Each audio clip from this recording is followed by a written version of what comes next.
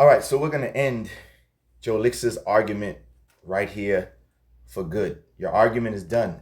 And after this, I don't have to say another word because you're finished. So what I did to pull out all the stops and show Joe Lixis that your argument is complete nonsense is I had to go to your own Christian commentators. Your own Christian Bible commentaries tells you that you're wrong. Let's take a look, everybody. So look, we have Ellicott's commentary. It says, we note the omission of the sign of Jonas as given in Mark. What are they saying? They are admitting the omission of the sign of Jonah in Mark. It's not there. It's omitted. That's what I told you. You would not be able to show me anywhere that later in Mark, he now gives the sign of Jonah, because he doesn't. He doesn't do it. And now we have your own Christian commentaries, Christian interpreters, Christian scholarship saying they note the omission of the sign of Jonas as given in Matthew. It's not in Mark. They're admitting it's not there. It's not there in Mark. And I told you it wasn't. And you won't be able to show it to me. The next one, Expositor's Greek Testament, says what? Oh, I love this one. This one is the best one. This one really finishes your argument right here.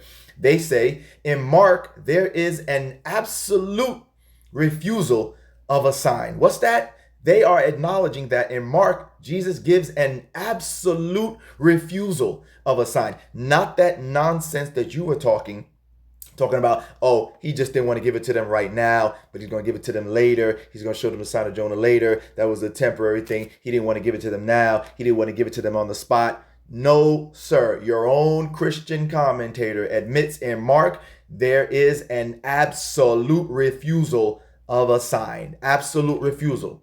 Absolute refusal. That means he says what I said. He's not saying they're getting anything. They're not getting any sign at all. It's an absolute refusal. Your own commentator says that you're wrong. The next one, Cambridge Bible for Schools and Colleges, says Mark does not mention the sign of Jonah mentioned by Matthew. What's that? Joe Lick says Mark does not mention the sign of Jonah mentioned by Matthew. He doesn't mention it, and I told you he didn't, and I told you you wouldn't be able to show it. So your argument is finished.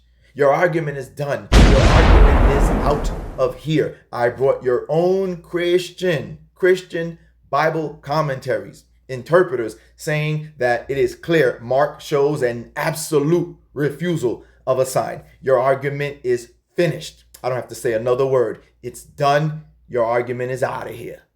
Don't forget, like, follow, subscribe.